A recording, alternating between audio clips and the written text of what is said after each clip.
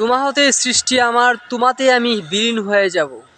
আমি এসেছি কেবল ক্ষুদ্র পরিমাণ তোমাতেই কিছু রেখে যাওয়ার জন্য।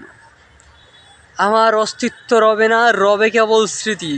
তাও যদি ধরে রাখতে পারি আমি, জানি বিশ্বজুড়ে কেউ কারো কথা কিঞ্চিত পরিমাণ মনে রাখে না। তো মনে রাখার জন্য কীর্তি করার প্রয়োজন, কীর্তিশীল হওয়া প্রয়োজন। তো আমি কি করতে পেরেছি? তোমার হতেই মিশে যাব, কিন্তু তোমাতে আমি কিছু রাখতে পারলাম না। আমি খুব কষ্টে এই কথাগুলো বলতে চাচ্ছি। আমি কি পেলাম না যা তোমার মধ্যে আমি আমাকে রেখে যেতে পারছি না?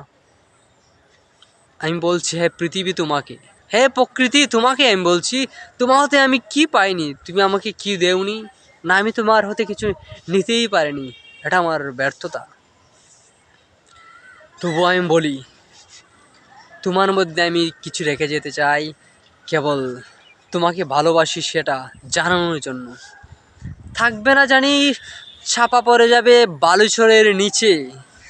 জানি কোনো এক মলিন জায়গায় আমার অস্তিত্ব গোপন রয়ে যাবে।